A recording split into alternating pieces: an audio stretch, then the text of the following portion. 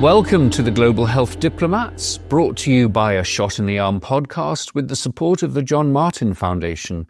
I'm Ben Plumley, and I'm in Mall of Africa, the Mall of Africa in Mid-Round, South Africa. And I'm joined, as always, by my co-host, Eric Goosby, Ambassador Eric Goosby, formerly of PEPFAR, who is in California. Eric, hello. Hi, Ben. Good to see you. Good to see you, too. And we thought we would do this episode out of our current flow of post-2030 AIDS responses, just to take stock, to reflect on the new US administration's highly controversial announcements over the last 2 weeks and what they mean for the global health field. And I guess it's been a tight, stressful, unnerving couple of weeks for all of us. How are you feeling? I think you've coined the reaction that I've seen amongst my colleagues, and both locally and globally. I think the uncertainty of the decision, the lack of clarity in the decision, has precipitated a lot of speculation. You do that to a lot of smart people who are doing serious work, and it just is a formula for major anxiety swells. And we're seeing that in people who generally are steady in their perception of kind of their field of influence and what they are supposed to do and what they end up doing. So these are people who are not used to be put into quite such a precarious, unclear moment. And what you see are really desperate attempts to clarify what it means. So I see that everywhere we look. Well, It struck me, reading the latest missive from the Geneva Health Files from Pragmatic, that she captured something that I think is really important. That, if we were ever wondering how influential US overseas development funding is, well, it turns out that it's really critical in the great scheme of things. And she says it turns out more than the world would like. And I guess it would be good to just get your top-line reflections on departure from WHO, removing the security protection for friends and colleagues like Tony Fauci, obviously the USAID and State Department stop work orders and what they mean. Maybe talk a little bit about where we are on the domestic front with a similar stop work order that got repealed immediately. And then look at some of the backtracking and just what we do know where we are as of today, the 31st of January. But do you think there is a method to this madness, or is this just a cacophony of announcements, perhaps less rooted in a vague overall plan or no plan at all? Well, it does not appear obvious that there is a plan. It does appear like disjointed announcements that are positioned to grab attention of the people who have been directly implementing these programs with the populations at risk. And I think the difference there is that the people receiving this information are the responsible link to the delivery of services and or the commitment made to the population, the individual, but also to the countries that we are in a bilateral relationship with.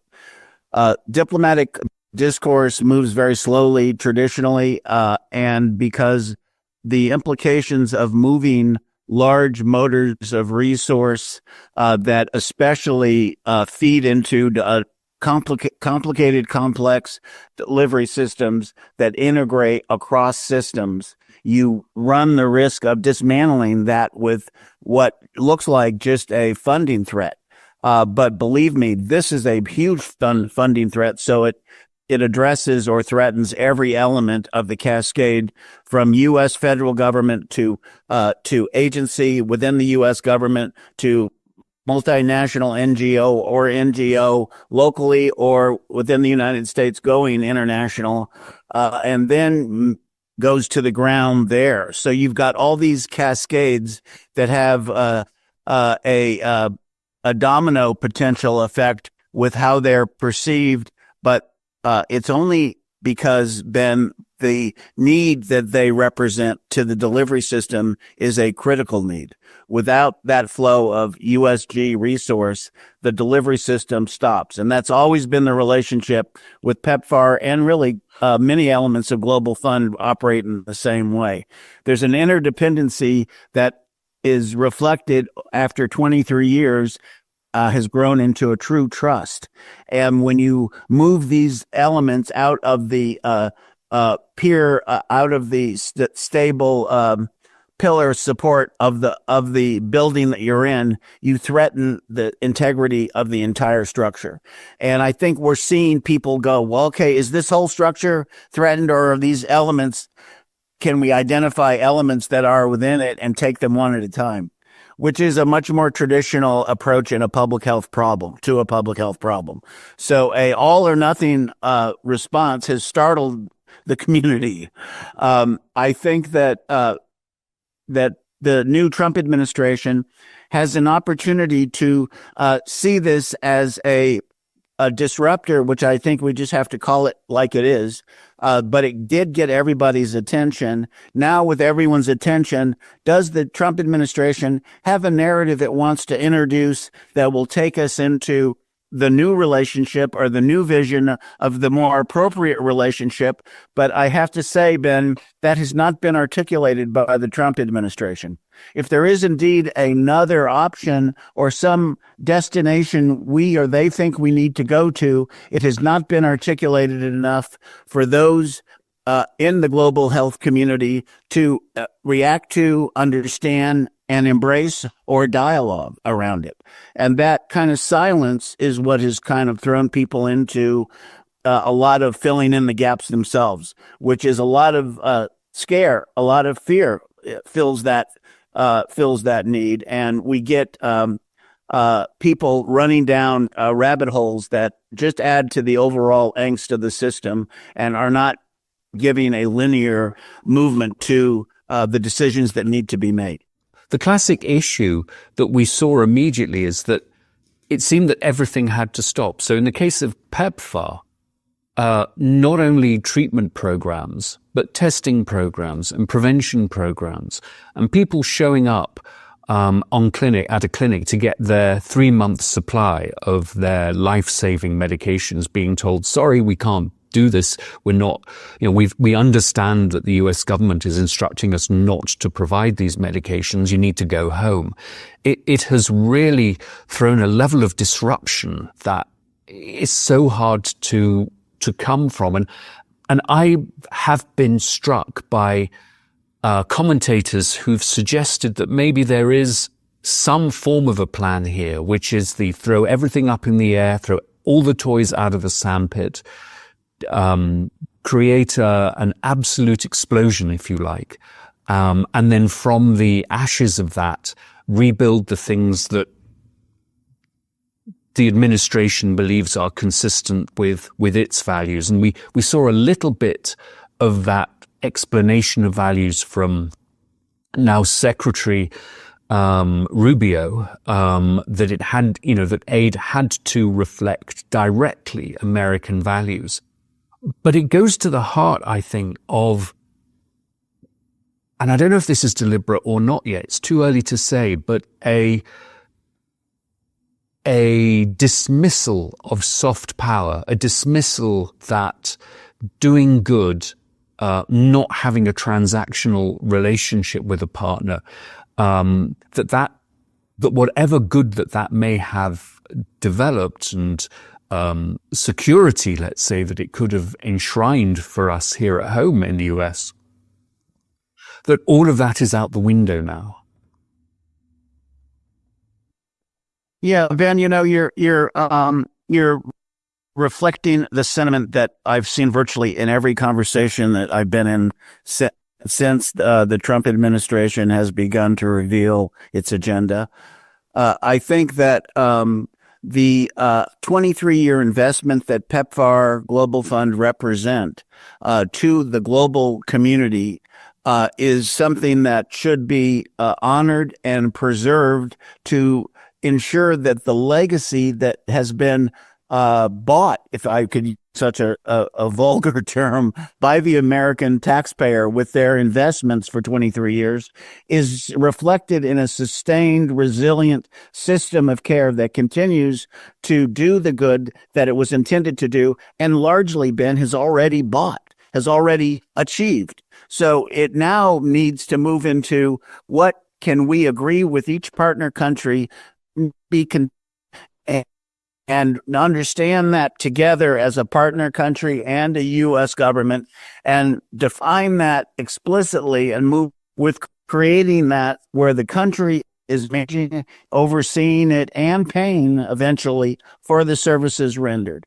That is a rational, reasonable goal that is achievable within our reach. It was the intention of PEPFAR, was the legacy that was discussed both in country and externally in both the Bush administration, the Obama administration, and the Biden administration, and in the Trump administration during his tenure. And if we can't still see that vision, let's have that discussion. And then what is the vision that you're proposing we put forward? A complete abandonment of services and relationship is unacceptable on so many levels that I don't think anyone is really proposing a complete abandonment. And I'm eager to see exactly what the Trump administration thinks it is comfortable with ensuring does not recede off of the edge of the cliff.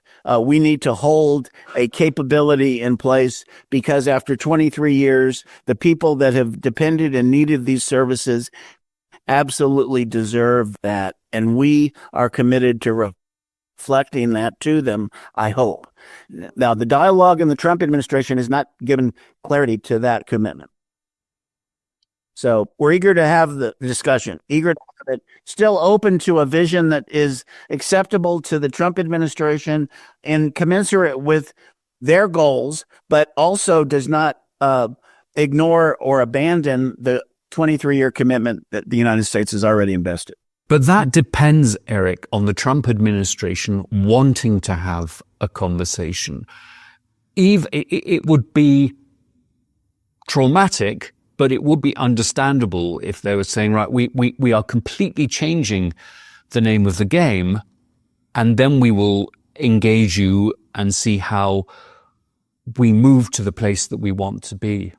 I don't know that they want to have that conversation. I don't either. And but I have to say that I am still hoping that they do, because we are mature adults that have dedicated our lives to these issues and have gained in that pursuit as a country and as a community, a global health community. And those wins should be concretized. There's no reason to let them slip off. The agenda of a greater good agenda is the agenda that we are serving with that.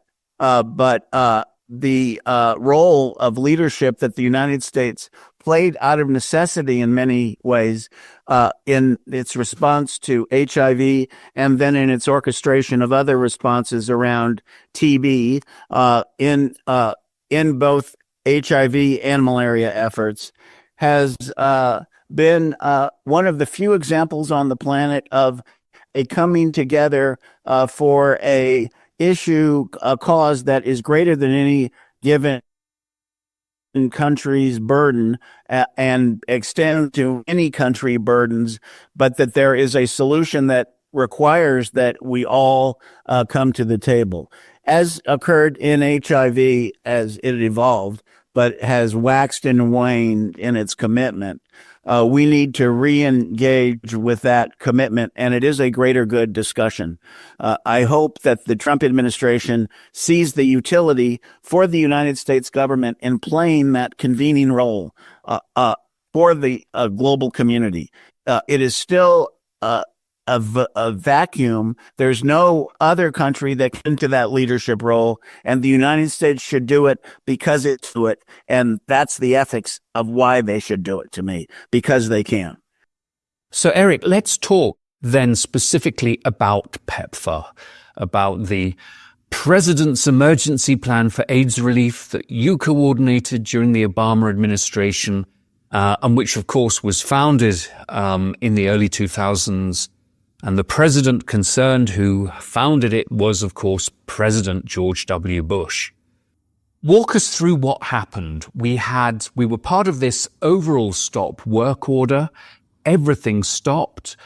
And then there was a slight suspension of parts of that work order to allow for the provision of HIV treatment to continue, but nothing else. So no testing, no prevention, no engagement, community outreach work that are so essential to an effective AIDS response. The initial message from the Trump administration was to stop foreign aid in general, which is a blanket statement of what is foreign aid. We could talk for a year about what is foreign aid, what makes up foreign aid. PEPFAR and the Global Health response is part of that aid. And it across the board, the USG responded to who's in that foreign aid category, and what aspects of domestic work, like in NIH and FDA and CDC, that does many things offshore but is a domestic funded agency. How are you reconciling those different agendas and missions? The lack of any dialogue or language or meeting to unpack that is why people reacted with, we don't know what to do. And in a bureaucracy, it is a disaster to introduce an unknown, because people will give an explanation to that unknown, whether they're right or wrong, and run with it until they're told not to. And I think we saw that in many aspects of how people reacted to it. The urgency of it was added to by the fact that many of the domestic areas that were constrained had to do with specific services that individuals receive for their health care that they felt were then vulnerable and did not know in our older populations and our populations that did not have already health insurance from businesses. They were in a position where they weren't sure if their medical care was still being covered, and they went into that kind of a panic. So it created little fires everywhere, fires that can be managed. And I think the Trump administration responded quickly to trying to bring clarity to it. But their clarity did not answer the questions and added to more questions. So we've snowballed more than we usually do when these things happen. And I think they need to engage and fix it. And I see them trying to do that now.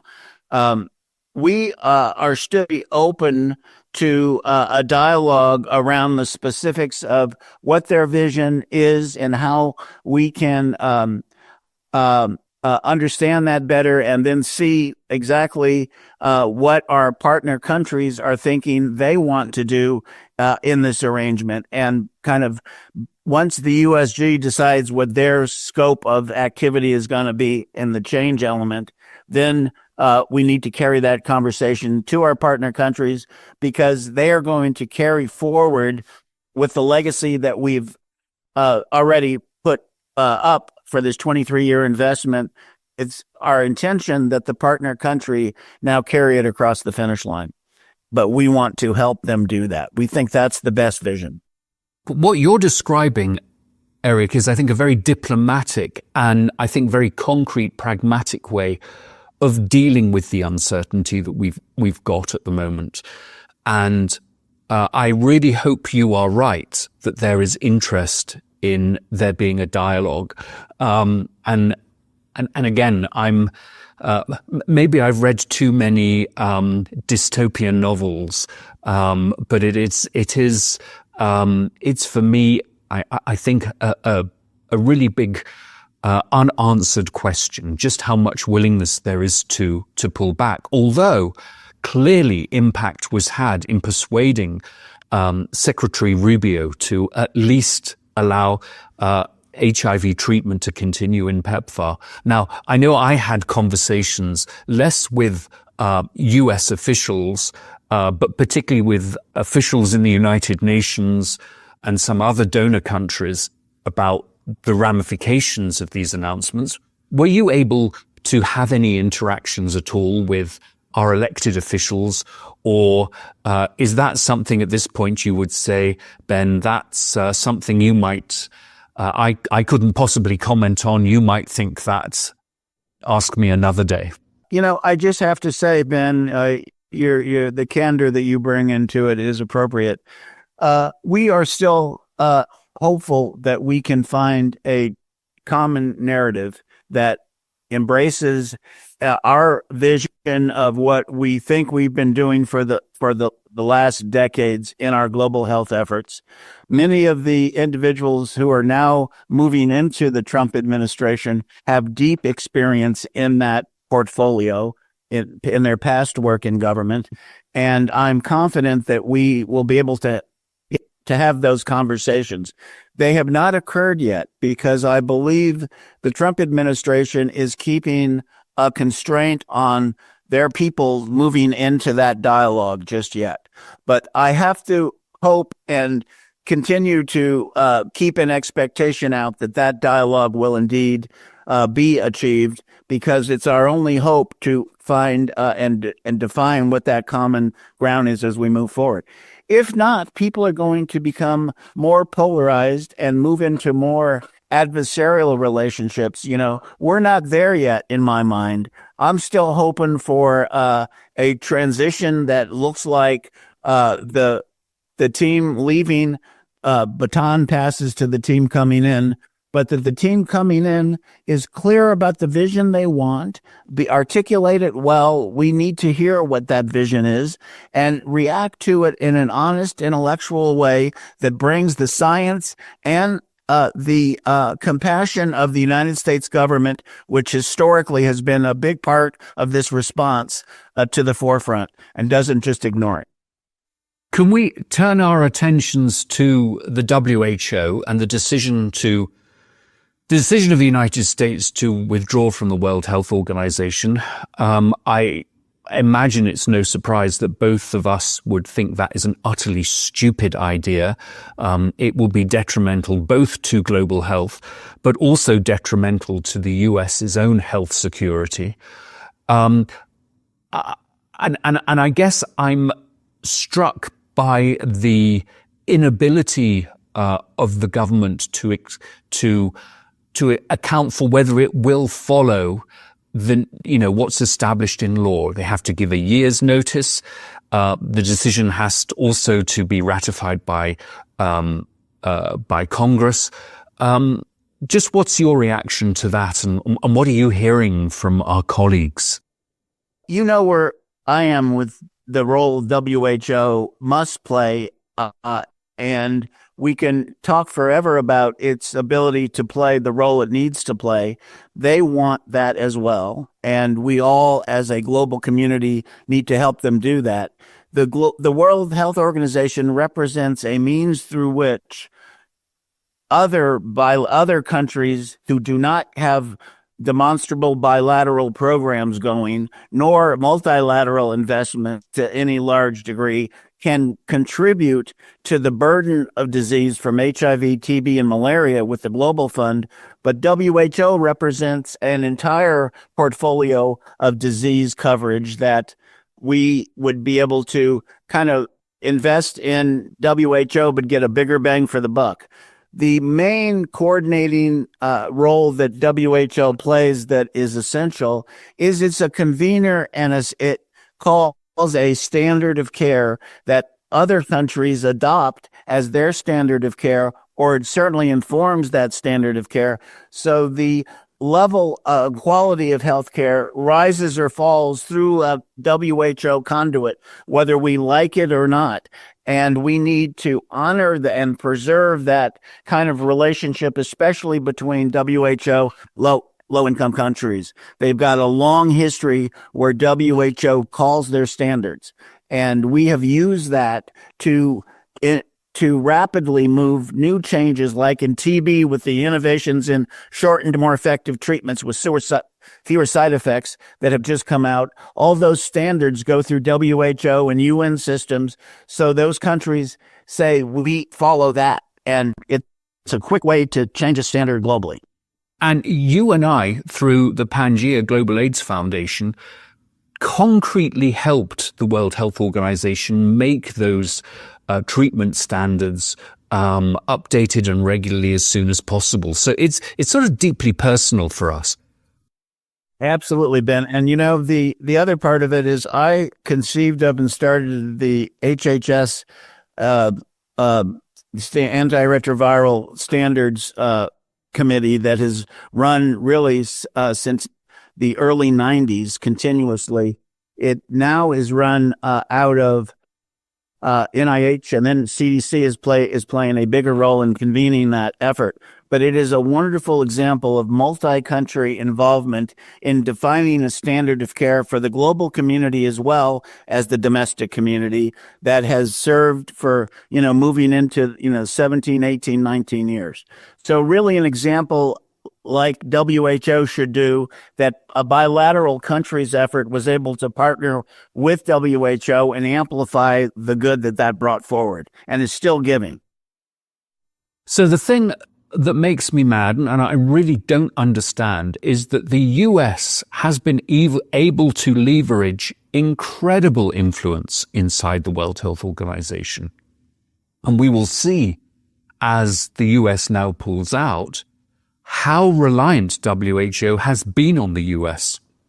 And we haven't perhaps said that as publicly as perhaps we might have done in the past. But it's an investment that has provided significant influence on health for the United States, even and including the experience in COVID-19, which of course is a whole separate conversation, but which I'm sure colors the decision by President Trump to want to leave the WHO.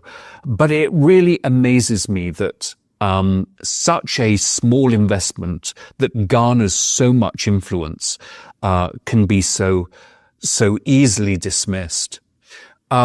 I wanted to turn our attention domestically, if I might, because after the shock and awe of the stop work order on foreign assistance, we then had something similar briefly for domestic investments, grants, loans, services, everything, covering everything. And as you know, and indeed you are also heavily involved in the San Francisco provision of HIV care. The San Francisco Community Health Center that I chair suddenly faced a situation where it could not prescribe HIV medicines. It could not get paid for services that it had already done through federal grants. And really talented, committed employees were about to be let go. Thankfully, we had a federal judge suspend it, and the administration has withdrawn it for now. But this has been an extraordinary, I'm going to say it, attack on the American way of life. It has been, it put an unnecessary wrench in the kind of normal machinery that was unexpected, and that frankly I think the administration realized was unnecessary, and they pulled it back, even though they felt they were clear in their announcement, the OMB announcement, as to what should occur.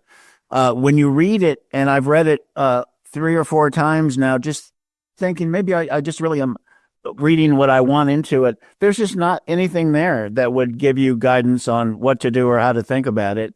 And indeed, I think really wasn't passed through the bureaucratic lens that normally signs off on a memo of that weight going out. That would normally have been signed off by every office within OMB before it went out. That clearly didn't happen. And I think those typical bureaucratic checks are not operating in this first 2 weeks of the administration. They're just moving rapidly to areas that they feel, for whatever reason, they need to demonstrate their attention has been gained. But it is hard to look at what you guys went through in the health centers. Were understandably put in a position where they had to administratively act on such a strong charge.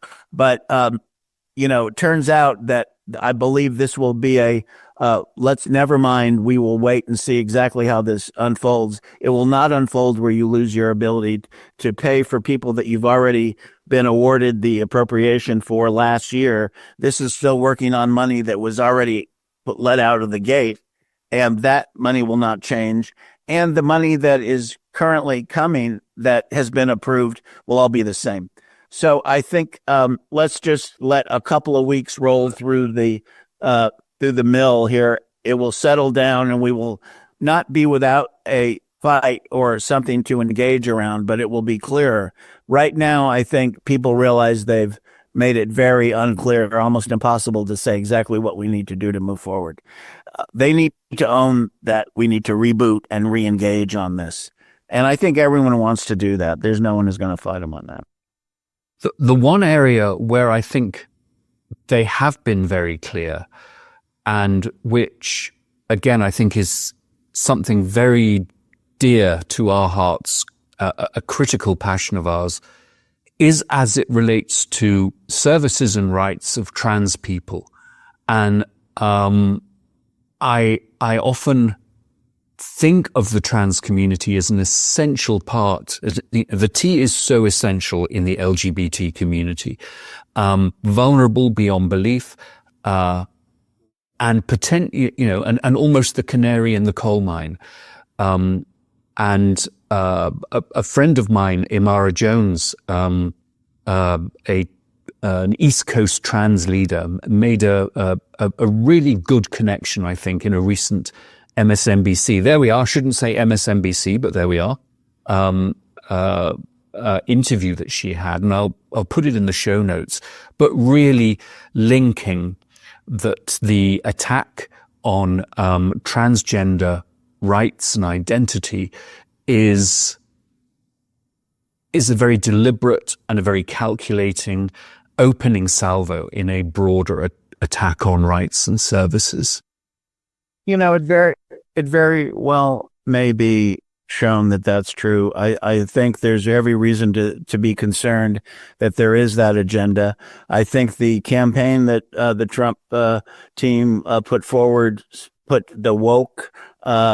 everything in kind of a woke context. But there could not be a more vulnerable population than the transgender. And we have seen them be hurt in every kind of wave of kind of pandemic exposures to HIV, in particular TB, but also COVID. Populations that are in behavior patterns that favor transmission transmit more. And the fact of the matter is that if we do not make special considerations to identify and bring transgenders into care and testing relationships, they do not get care. And the delivery system is burdened by the illnesses that reflects downstream. We're smart enough as a society and as a medical community to anticipate and preempt that. And we have done that in many instances in the United States in building outreach that identifies, enters, and retains people in care like transgender populations and are trusted by these populations. The safe spaces to convene transgender individuals who are in a vulnerable moment of revealing themselves to their community, their families, etc. And the system needs to accommodate that difference, which is huge. That accommodation creates those safe spaces that keep people in care for the duration of their life. And that's the relationship we're after. So to me, the domestic threat is real. but there's a lot of sensitivity around the barriers that this represents to accessing care. And we're smart enough to do that. We've already figured that out. If we let that happen again, shame on us. Yeah, I completely agree. One final thing on the domestic agenda, the hearings in both the Senate Finance and Health Committees into Trump's nomination for Secretary of HHS, RFK, Robert Kennedy Jr.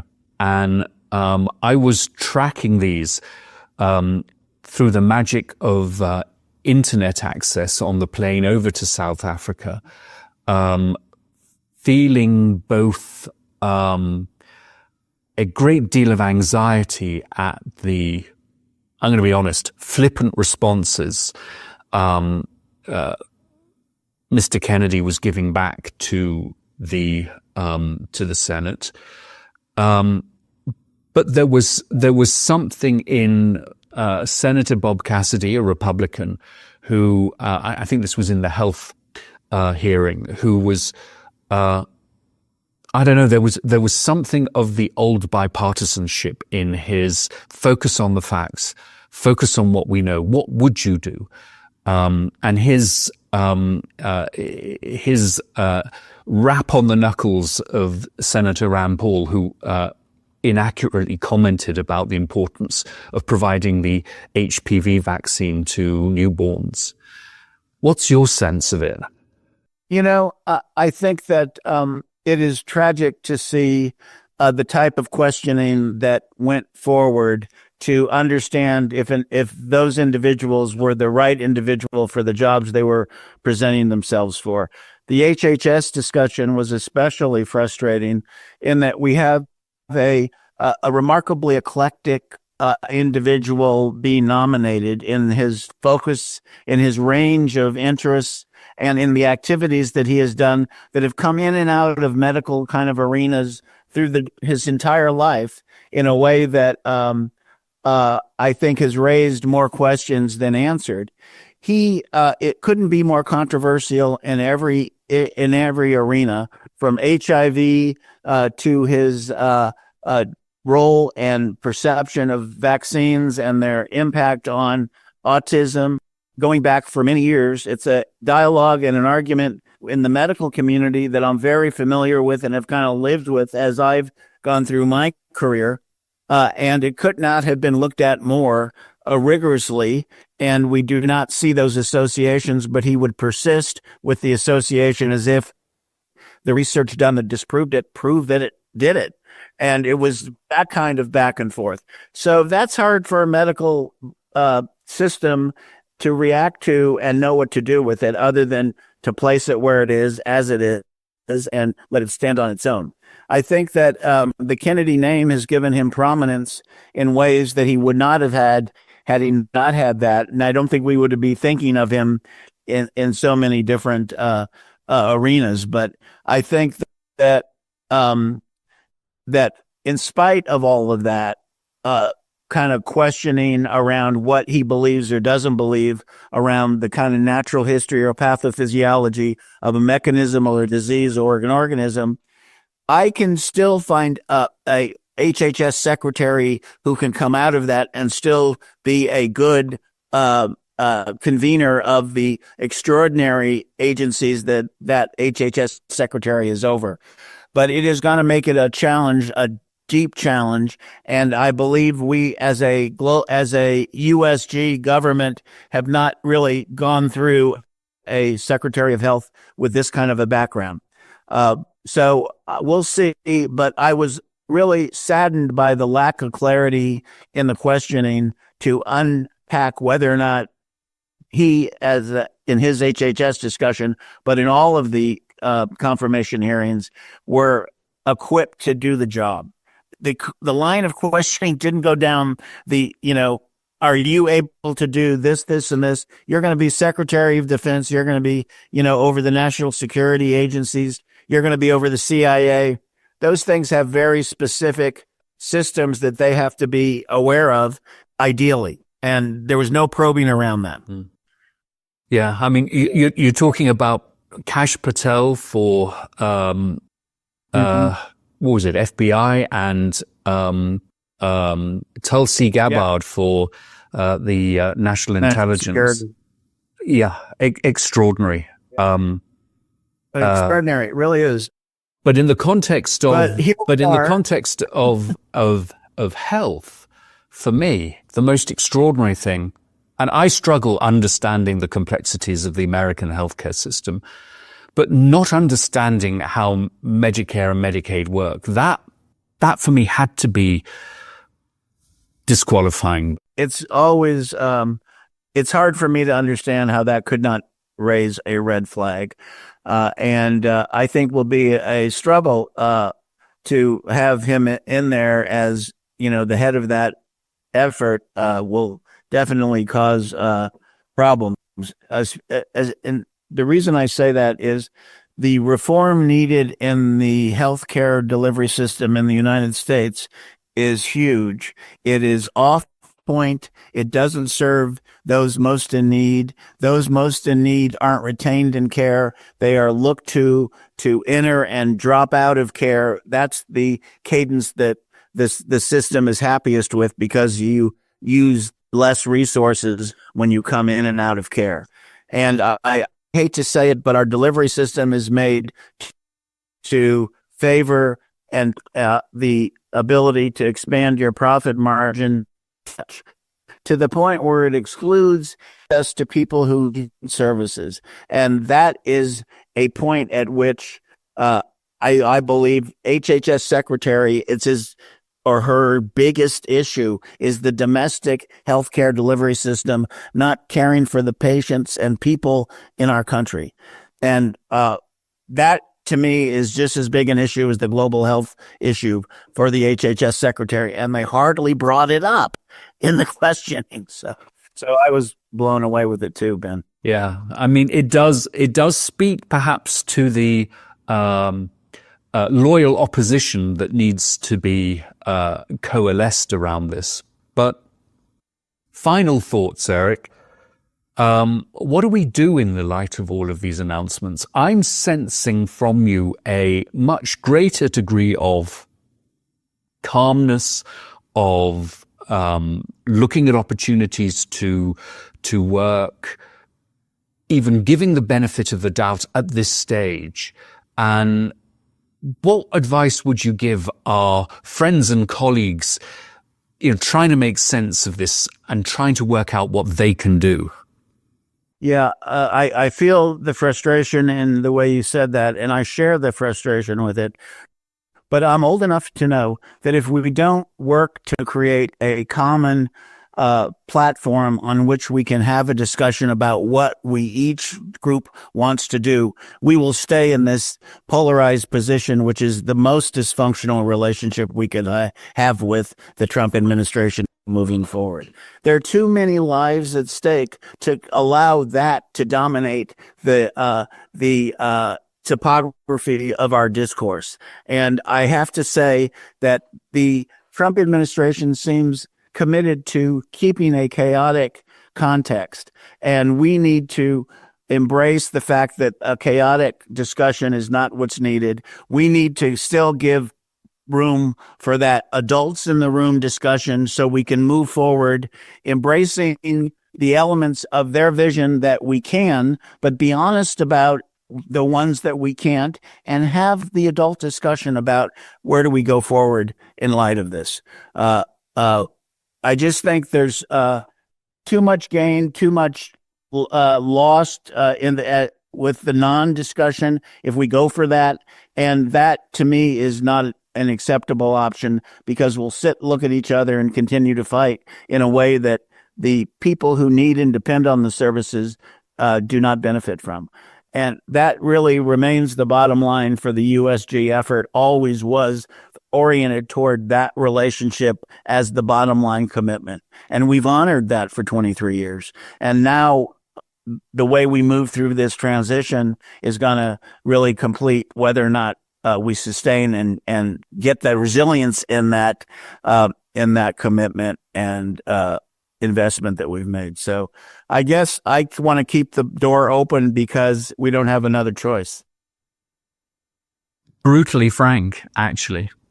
That is it, particularly as we see the extent of the influence and impact of American overseas development. Again, back to what Pretty wrote. Well, I should let you get on with the day. Our day down here in South Africa is wrapping up. We're here because a co-host of A Shot in the Arm podcast, Yvette Raphael, is celebrating her 50th birthday this weekend. Someone who has benefited directly from the support of the American taxpayer for PEPFAR. And I'm taking the opportunity to look and see what is happening on the ground, and I'll report back to you. Very good, Ben. Well, the best to everyone. Happy birthdays. So, thanks. Okay. Well, that's it for this episode.